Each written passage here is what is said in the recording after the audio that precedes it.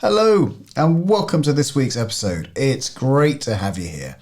Today I'm really pleased to be able to share an information-packed conversation that I had with Jacqueline Berry. This is Jacqueline's second time on the podcast. She appeared in episode 40 back in the summer of 2019. She is the founding director of My Care Consultants, a market leader in helping people navigate the care system in the UK. And she is a fountain of knowledge in all things care related. I was delighted when Jacqueline agreed to come back and chat with me about NHS Continuing Healthcare. It is a complex and often controversial topic because it's a benefit that seems to be so hard to secure. Currently, only around 53,000 people in England are receiving NHS Continuing Healthcare funding, which perhaps reinforces its reputation as one of the most difficult benefits to claim successfully. Jacqueline hopes to help change that, and in our conversation she explains exactly what NHS Continuing Healthcare is and what the eligibility criteria are. She guides us to know how to apply, what you can expect from the application process, and crucially, how to prepare to have the best chance of success. We also chat about some of the challenges you are likely to face during the application process and how to overcome them. Jacqueline has kindly made her detailed guide about NHS Continuing Healthcare available for subscribers to my newsletter. You can subscribe in a couple of ways. Firstly, head to the show notes for this episode, which you can find at theretirementcafe.co.uk. Click on the link on the page for this episode, which is 154. Alternatively, you can head to my care funding webpage on my financial advice website, which is mfpwealthmanagement.co.uk/funding-care, and click the link there. If you are already a subscriber to my weekly newsletter, thank you, and just drop me an email asking for a copy of the guide. I hope you find my conversation with Jacqueline helpful. Welcome to the Retirement Cafe podcast, Jacqueline Berry. Thank you, Justin. Thanks very much for having me back on. Yeah, great to see you. Of course, back on. Absolutely. A repeat guest. Not many people get to do that. So, Jacqueline, for those who didn't hear you the first time, and of course, we'll put a link into the show notes where they can go and listen to you on episode 40. But who are you and where are you from? That's the £1 million question, Justin. So I am Jacqueline Berry. I am from a company called My Care Consultant, and we aim to help members of the public and their family members who need care to navigate the complex and often confusing care systems that operate across the UK. Yeah. So our primary aim is to help people to get the care and support they need in later life. Absolutely. Now, of course, I have to declare a professional relationship with yourself and My Care Consultants, and we actually have an arrangement where we advise all our clients to speak to you in the event of them needing care. And obviously, as you know, as a solid advisor, I know quite a lot about the care system and how people can fund it and all that type of thing. But I still want to pass on the initial inquiry to yourselves. So tell me a little bit about how that service works. Yeah, that's an interesting question, Justin. So we essentially provide the front end advice service, really, that many people need when a care need arises. So the types of things that we get involved in range from helping customers to identify the care that they need and help to set up that care in their local area, but also understand how much that might cost and what might be affordable to them. And part of that conversation involves looking at whether that person that needs care is entitled to any benefits and what help they might be able to get from the local authority or indeed the NHS. And then linked to that, the conversation arises around if somebody is going to be part or fully self-funding, then how might they go about doing that? And that's where we link back to you, Justin, to provide a recommendation around the best way or combination of ways to pay for their care. Yeah. And of course, I get quite a few calls about this. And obviously, there's two people we get calls from. There's, first of all, our existing clients, who I've often had conversations about, what will happen. And we always try and provide kind kind of an operating procedure in essence. Look, if one of you has a stroke tomorrow, what are we going to do? How are we going to deal with it? If one of you becomes incapacitated, so we've discussed wills, we've discussed powers of attorney, we've discussed, what that initial call will be. But then, those clients, I suppose, are reasonably well informed at that point of something happening. And obviously, these things often take us. It can happen suddenly, or if it's a case of slowly progressing in life and becoming a little bit more frail as time goes on, there may become a need at a certain point to go, right, okay, actually, do we now need outside assistance? So there's two aspects there. But the other thing that happens is we just get a call out of the blue from somebody who we haven't had a conversation with before. And they've said, look, we understand that you know about the care system, Justin, and my mother or father or what have you, or maybe it is the person who needs the care. We need some help. And the first thing I always say, of course, is that, where are you? Have you had an initial care assessment? And the answer often is no. They don't know where to go, which of course is at the point we often introduce them to have that first 15-minute free phone call with yourselves. Yes, yeah, absolutely. And I think just to explain how that works, as you rightly said, Justin, you might deal with a client or a family member of a client that needs care who perhaps is looking at planning ahead and might just want to understand how the care system works. But more commonly, we find that it'll be somebody that maybe something happens that escalates a care need overnight, and you can then refer that client or family member to us, and they will receive a completely free 15-minute consultation, which aims to find out more about what's happening. We try to answer some immediate questions and give an initial steer on what to do first. And then there is the option to progress to a chargeable service with us if somebody wants more bespoke, comprehensive support and advice from us. But I think the key point really is just that if somebody needs care, I mentioned earlier, due to the complexity and the devolved nature of our care systems across the UK, the experience that many people receive when navigating the care system is inarguably very different depending on where you live and who you're dealing with in the system. So our business really aims to create that safe space to help families take a step back, work out what they need to know, and then they can go ahead and make informed decisions about their care and funding. Absolutely.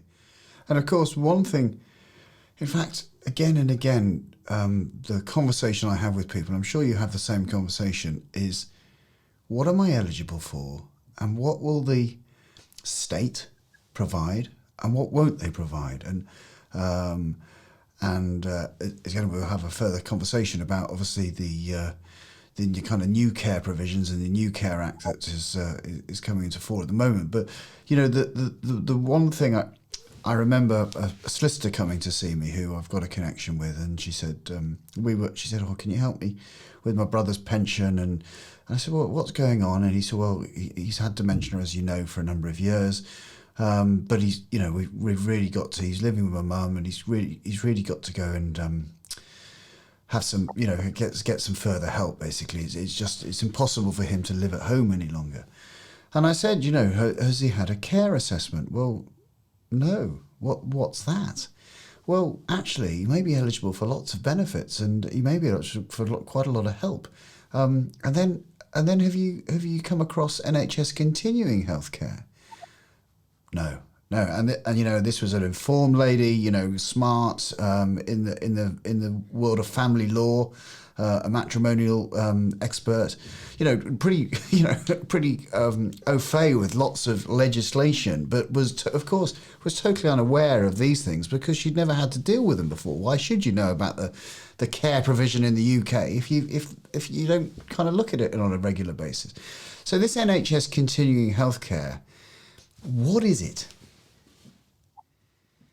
Yeah, I mean, if I just take a step back before addressing that specific question, Justin, the starting point for anybody that is in need of later life care is to try to identify whether the primary need for care is more of a social care nature or a healthcare nature. And what I mean by that is as follows. So social care typically relates to daily activities. So maybe the ability to get dressed, wash oneself, maybe make meals, maybe go to the toilet and things like that.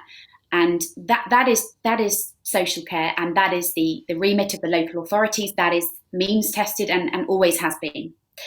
In contrast, healthcare falls into the remit of the NHS, and it's really described as where somebody has an illness, they may have received a diagnosis, or they've had an accident that results in complex health needs. And there are two assessment pathways that identify whether somebody needs social care, and if so, whether they are entitled to any support from their local authority or not, funding or practical or otherwise. And then there is a separate assessment pathway for identifying whether somebody is deemed eligible for NHS Continuing Healthcare funding, which is available for those with a primary healthcare need. So to summarise, the care systems are separated into two areas. You have different organisations responsible for delivering those assessments and the funding where relevant. And for most people who haven't got any prior experience of navigating the systems, how do they know where on earth to start, and indeed the question to ask? And that's where we can come in. Right. So if you think that, this dementia scenario is a tricky one, isn't it? There appears to be some people who seem to be provided for. In fact, this gentleman was provided for. His dementia was of a significant nature and of a young age that actually the NHS Continuing Healthcare did step in and provide for him. But there seems to be other people who the dementia doesn't, they don't appear to be getting the NHS Continuing Healthcare. So how does this how does this work? Do you know? Yeah, absolutely. Well, the first thing I want to stress is that the number of people that are eligible for NHS Continuing Healthcare varies dramatically. And if I give you some stats on that, it really varies dramatically from 28 to 356 people per 50,000 population, depending on where the individual is living. Now, those figures are quite drastic, and I can tell you that they cannot be explained. And the fact that that variation even exists suggests that there are differences in the ways that clinical commissioning groups who are responsible for assessing for that funding conduct the assessments in line with the national framework. So that's the starting point, which partly explains the confusion and the, I guess, variation around who qualifies, why and when. Addressing your question around dementia specifically, dementia is an illness that predominantly happens to those in later life, although it can happen at any age, and certainly I've seen cases developing dementia as young as in their 30s. And the situation with dementia is that it's a progressive illness. So the early stages, Justin, tend to be the side effects tend to be relatively minor. So talking about things like memory loss and maybe getting a bit confused and things that aren't particularly serious. But in the latter stages, somebody can develop quite substantial nursing needs, such as sort of medication to help address infections that might set in due to organ failure, which can be one of the side effects of dementia in the later years. And that is one example of a nursing care need. And going back to my point that I raised earlier around the definition of healthcare versus social care, healthcare is applicable where somebody has been diagnosed with an illness, or they have a condition, or they've had an accident, and as a result they have substantial healthcare needs. So in itself, it's not the illness that it may be labelled dementia or cancer or whatever else it might be. It's the side effects, the needs that derive from living with that illness. And like I say, in the early stages of any of those illnesses, somebody may not be deemed to have healthcare needs. And this is why there is an assessment that is aimed at deciphering whether somebody does have a primary need for healthcare. And that is where there is some subjectivity that sadly does exist across the demographic areas. Right. And so in the first instance, who's responsible for getting this assessment or providing the assessment? Yeah, and I'll explain that. But one point I think that's useful to start by mentioning is that NHS Continuing Healthcare is not universally available across the UK. Right. So so in Scotland, it was replaced by hospital-based complex clinical care in 2015. Right. And it's essentially a single question that is asked to determine whether somebody needs NHS care or whether they would enter the social care system, which is means tested. And that question is as follows: it's, can your care needs be properly met in any other setting than hospital? And if the answer is no, you would receive your NHS funded care in hospital. If the answer is yes, you would be discharged from hospital into the appropriate care setting, and then the relevant local authority assessment processes would kick in to look at what you need and who pays for that care. Likewise, in Northern Ireland, the government recently followed Scotland's approach and basically introduced a single question approach. That was in February 2021. And that question addresses the very same thing. Can your needs be appropriately met in any other setting other than hospital? And if the answer is yes, you would be discharged into the social care system, and that is means tested. So in England and Wales, NHS Continuing Healthcare can be available in any setting.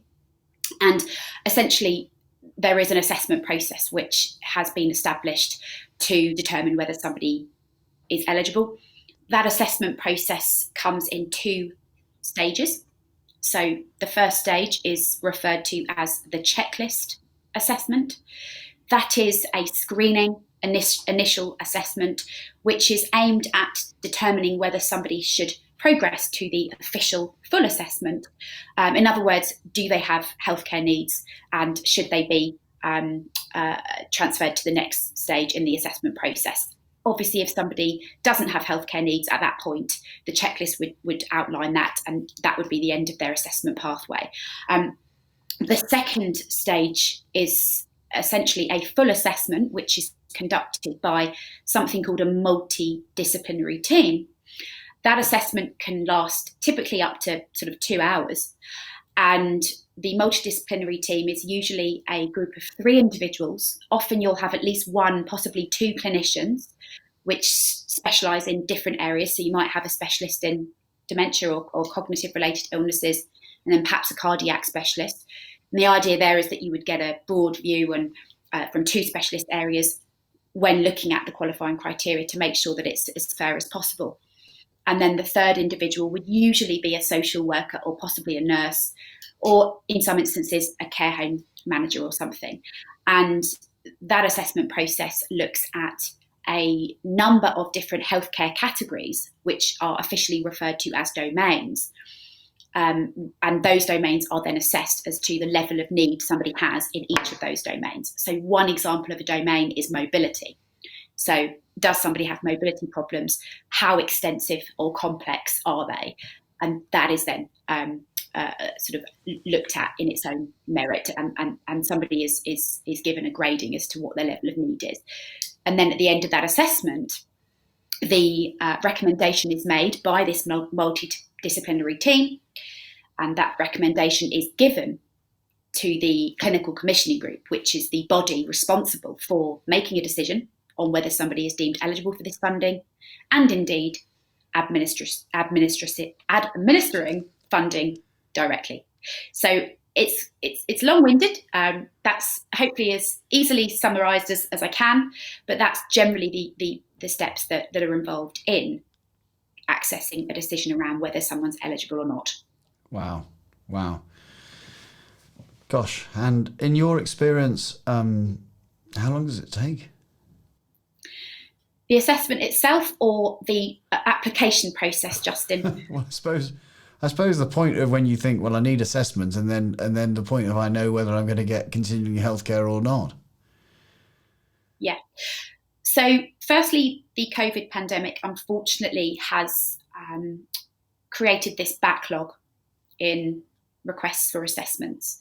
And in September 2020, we were sitting at 25,000 assessments that had built up, because all of the Stage 2 assessments were actually put on hold from March to September 2020 in light of the pandemic, to essentially enable hospital staff and commissioning groups to get people the care they needed much more quickly. that's one of the reasons, but I would be here all day if I went into the detail around what else is going on. But as a result of that, people applying for this assessment now are typically having to wait longer than normal. So I mentioned there are 2 stages.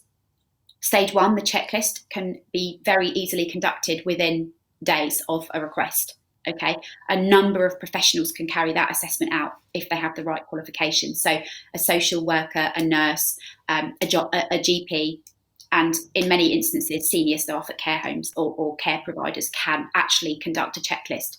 And that stage 1 assessment is critical, because even if you're then waiting weeks for your stage 2 assessment, if you are transferred to that stage, if funding is later awarded, it is backdated to the 29th day of when the checklist happened. So in other words, get your checklist assessment. You can ask for it through your GP, or you can approach your local authority.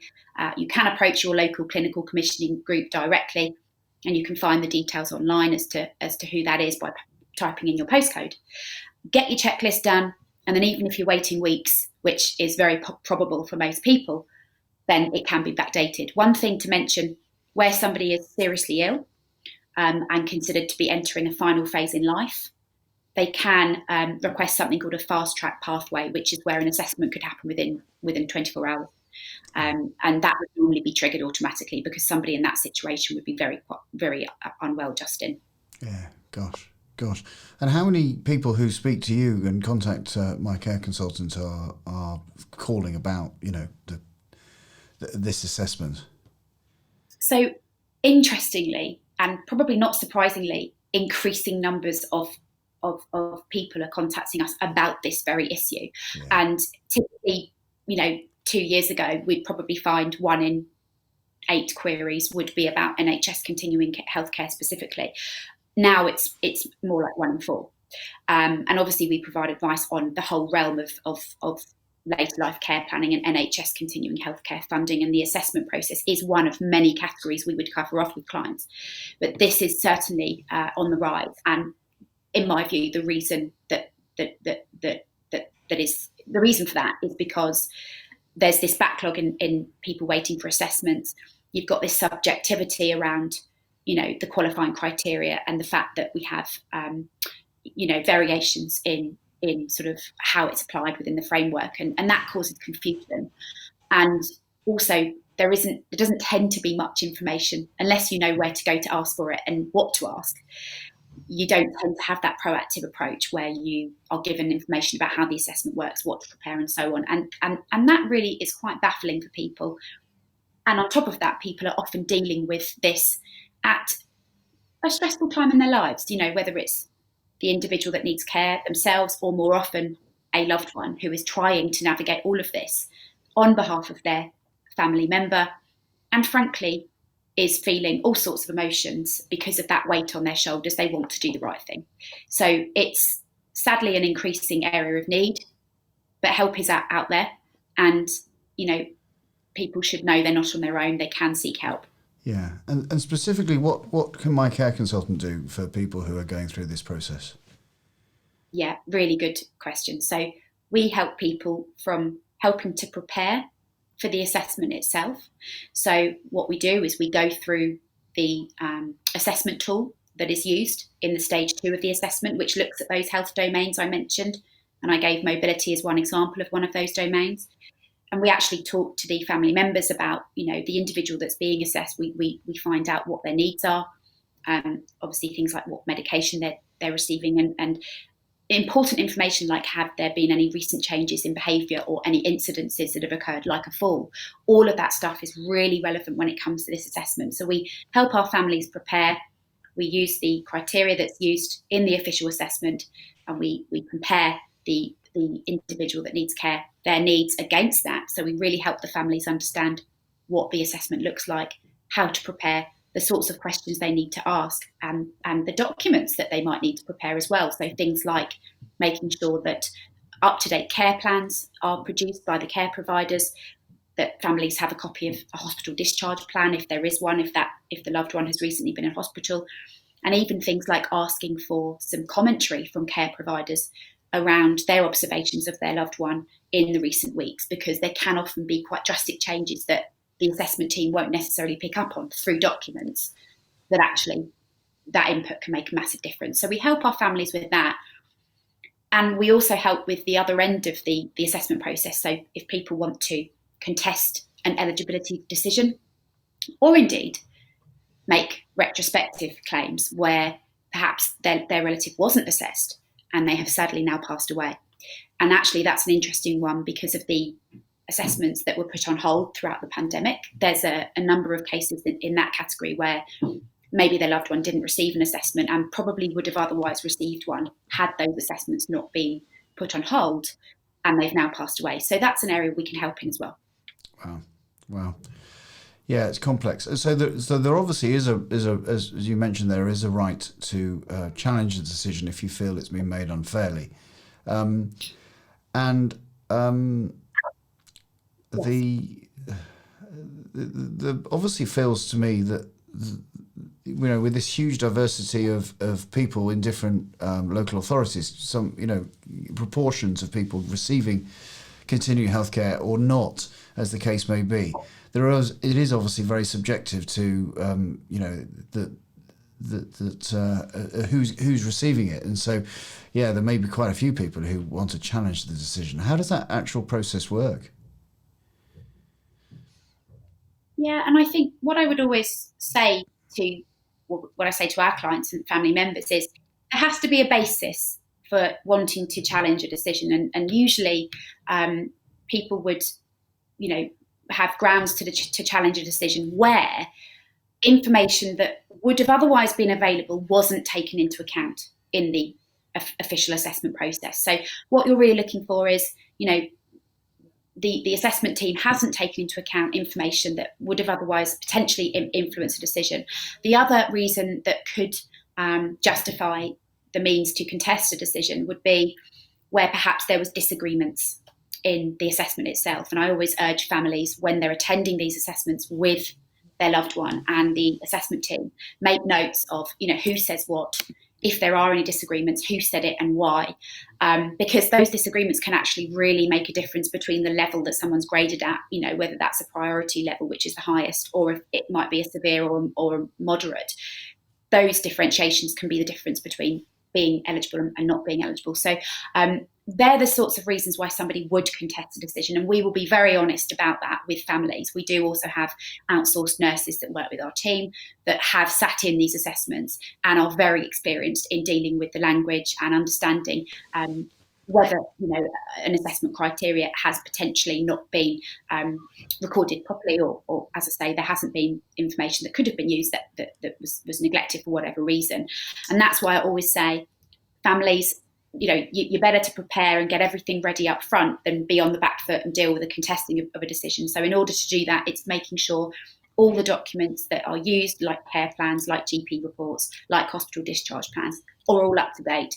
And the care provider, if there is one, can provide an up-to-date summary of what the current needs are, because people's needs can change overnight, and often there is an escalated need overnight for more complex care that may have been triggered by a fall or something that's happened suddenly. And GP notes aren't always going to record that. Likewise, hospital discharge notes may not record that. So that information is so important.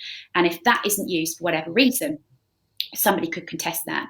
And normally the contesting process is separated into 2 or 3 stages. So you would initially contact the clinical commissioning group, which is the body responsible for deciding who is eligible for this funding and who isn't. And you would need to document your reasons why you're contesting that. You need to do that within 6 months of the initial assessment decision. And you would then receive a response from them, and that would normally then proceed, if needed, to a disciplinary meeting, which is where a new assessment team would look at the decision support tool, which is the document used to record somebody's assessment results, and they would review it again, essentially. So it would be a different set of specialists, and that's really important to make sure that it's a sort of a fair sort of decision. And then, of course, if the decision still wasn't overturned, if an individual felt that there was still grounds to contest and they weren't happy with that, they could take the case to the Health Service Ombudsman, which is kind of the third step in the process, and that's an independent body which is responsible for helping to clear up, I suppose, disagreements or disputes or issues that may occur within healthcare systems. So that's kind of the 3-step process, and the critical point is do it within 6 months of that initial eligibility decision. Yeah. And presumably, of course, if you, you could be refused continuing healthcare, and then, but of course, you could become more poorly, and therefore feel that you then become eligible. How does that work? Yeah, so the continuing healthcare funding is not an indefinite stream of funding for anybody, no matter what age you are. It is available for those with, health needs that are usually of a complex or an unpredictable or sort of an intense nature that need managing. And those needs could improve. So somebody could have very good hospital treatment or move into a home that they suddenly receive the dedicated care they need, and their condition improves. So in other words, somebody may not qualify within an assessment, and a month later may actually be deemed eligible because their needs change. And likewise, somebody that may have been deemed eligible for funding, if their needs improve, they could have that funding retracted. So what normally happens is you'll have an assessment. If you are deemed eligible, there's another assessment 3 months later to just address that you're receiving the care that you need and that the programme is working. And then it's an assessment every year after that point. And that's where it, if your needs have changed, then the funding decision could change. The other thing just to mention is that there is a second part of this funding called funded nursing care. And somebody might be told that they're not eligible for the full funded package, but that they might be eligible for funded nursing care, which is a payment of just over £200 a week to people that live in a nursing care home. And that's paid by the NHS towards that person's nursing care fees. So, you might find you receive that decision, and that's something to keep on track of, because somebody that's in receipt of that clearly has healthcare needs, but they're not complex or unpredictable or intense enough to qualify for the full package. But they may be in months or years to come. So you can request a new assessment if that's not triggered automatically, if somebody's needs change. Yeah. And, this is complicated stuff, isn't it? And I know that recently that you wrote a guide that you provided to me to provide to my clients on continuing healthcare funding, which has been just fantastically received. And, I'm extremely grateful for having that available to my clients. Tell me a little bit about that. Oh, thank you, Justin. I have to say, we've spent many, many months producing this guide, and we feel that this guide is really the first of its kind from what we can see from other documents that are out there. We really tried to strike a balance between, not overwhelming people with the technical jargon and all of the information that's out there around how the assessment process works and what's involved, with sort of practical tips that actually help people understand, what to do to get a fair outcome. Because, what we've been talking about today predominantly is around the process itself and how it's carried out. But indeed, in order to prepare and make sure that somebody gets a fair outcome, there are some practical steps that can be taken to make sure that happens first time. And we've taken our 7 years of experience of dealing directly with consumers, navigating the process, and the relevant organisations involved, like the clinical commissioning groups and local authorities. Yeah. And we've pulled that really valuable practical insight into this guide. So I really hope it helps as many people as possible, frankly, make sense of a very complex assessment process and get the right outcome first time. Absolutely. And of course, my clients can receive a copy of that guide, and my subscribers to my newsletter. So we'll put a link in the show notes if you want to get a copy of that and subscribe to our newsletter. It is only available to our subscribers, I'm afraid, but obviously it's just a sign up link for if you want to do that and get a copy of that really, really valuable guide. So, Jacqueline Berry, thank you so much for explaining all of that once again to our listeners and to our watchers on YouTube, of course. Thank you so much for your time. Thanks, Justin. Always a pleasure. Thank you once again to Jacqueline for tackling this complex topic. You'll find links to my care consultant's website and other useful content on our website at theretirementcafe.co.uk. And remember, the link to sign up for my weekly newsletter and receive the free guide to NHS Continuing Healthcare is also on the webpage. Any problems signing up, please email hello@theretirementcafe.co.uk. As ever, if you've enjoyed this episode, please do leave us a review on Apple Podcasts, as it really helps more people like you find us. And for more interviews and retirement planning videos, you may want to check out my YouTube channel, which is Justin King MFP, or click the link in the show notes. So until next time, I'm Justin King, helping you feel more informed in your retirement.